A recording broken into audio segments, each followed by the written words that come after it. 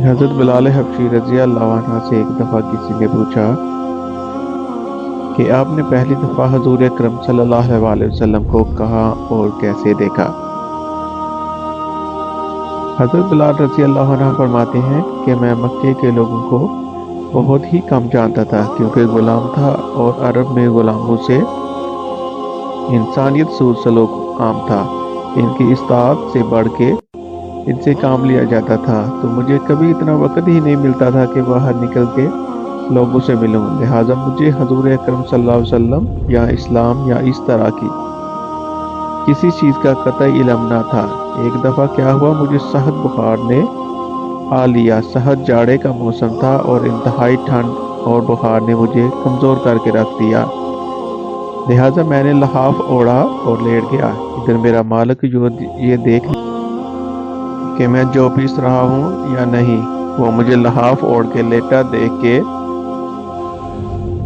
آگ بگولا ہو گیا۔ اس نے لحاف اتارا اور سزا کے طور پہ میری قمیض بھی اتروا دی اور مجھے کھلے صحن میں دروازے کے پاس بٹھا دیا کہ یہاں بیٹھ کے جو پیسو۔ اب سخت سردی، اوپر سے بخار اور اتنی مشقت والا کام، میں روتا جاتا تھا اور جو پیستا جاتا تھا۔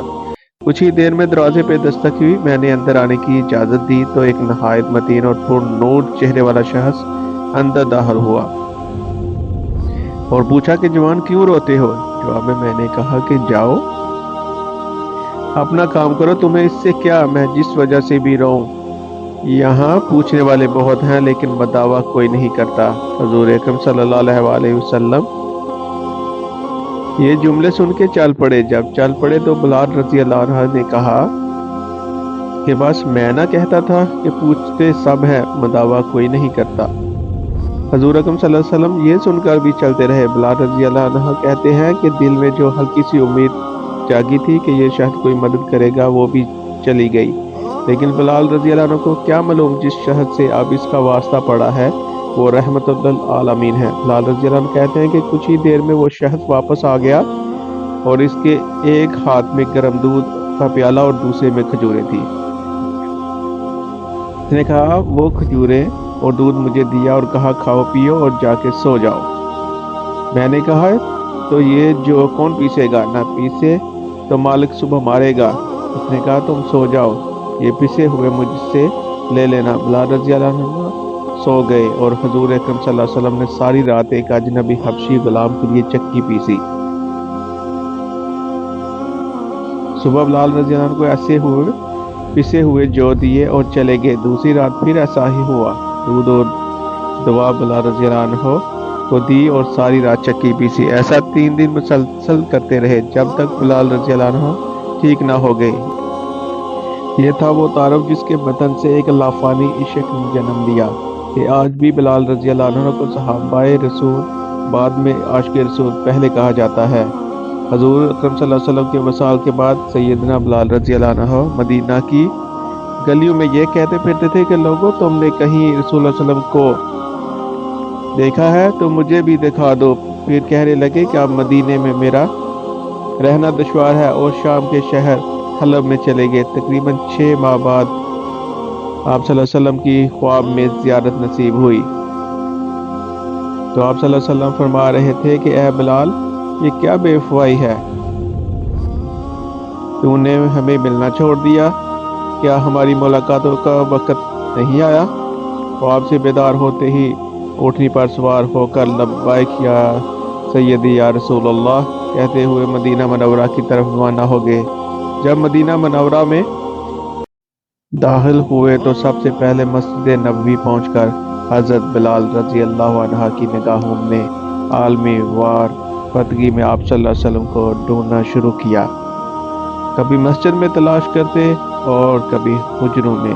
جب کہیں نہ پایا تو آپ صلی اللہ علیہ وسلم کی قبر انوار پر سر رکھ کر رونا شروع کر دیا اور عرض کیا یا رسول اللہ، آپ نے فرمایا تھا کہ آ کر مل جاؤ۔ غلام قلب سے بہرائے ملاقات حاضر ہوا ہے، یہ کہا اور بے ہوش ہو کر مزار پر انوار کے پاس گر پڑے۔ کافی دیر بعد ہوش آیا۔ اتنے میں سارے مدینے میں یہ خبر پھیل گئی کہ موزون رسول حضرت بلال رضی اللہ عنہ آ گئے ہیں۔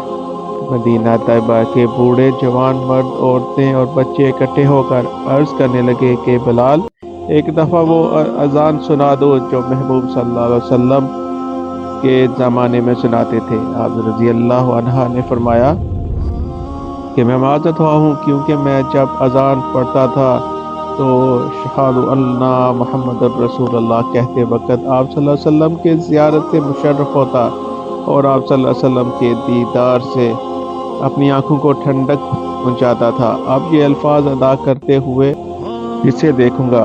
بعض صحابہ اکرام رضی اللہ عنہ نے مشورہ دیا کہ حسنین کرمین سے سفارش کرائی جائے۔ جب وہ حضرت بلال رضی اللہ عنہ کو اذان کے لیے کہیں گے تو انکار نہ کر سکیں گے، چنانچہ امام حسین رضی اللہ عنہ نے حضرت بلال رضی اللہ عنہ کا ہاتھ پکڑ کر فرمایا، اے بلال، ہم آج آپ سے وہی اذان سننا چاہتے ہیں جو آپ ہمارے نانا جان اللہ کے رسول صلی اللہ علیہ وسلم کو اس مسجد میں سناتے تھے۔ اب حضرت بلال رضی اللہ عنہ کو انکار نہ کر پائے، لہٰذا اس مقام پر کھڑے ہو کر اذان دی جہاں حضور اکرم صلی اللہ علیہ وسلم کی ظاہری حیات میں دیا کرتے تھے۔ باقی کیفیات کا حال کتابوں میں یوں بیان ہوا ہے، جب آپ رضی اللہ عنہ نے با آواز بلند اللہ اکبر کہا، مدینہ منورہ گونج اٹھا۔ آپ جیسے جیسے آگے بڑھتے گئے جذبات میں اضافہ ہوتا چلا گیا۔ جب اشہد اللہ الہ الا اللہ کے کلمات ادا کیے، گونج میں مزید اضافہ ہو گیا۔ جب اشہد ان محمد الرسول اللہ کے کلمات پر پہنچے تو تمام لوگ حتیٰ کہ پردہ نشین خواتین بھی گھروں سے باہر نکل آئی۔ رقت و غزاری کا عجیب منظر تھا۔ لوگوں نے کہا رسول اللہ صلی اللہ علیہ وسلم تشریف لے آئے ہیں۔ آپ صلی اللہ علیہ وسلم کے وصال کے بعد مدینہ منورہ میں اس دن سے زیادہ رونے والے مرد زن نہیں دیکھے۔ اللہم صلی علی محمد وعلی آل محمد۔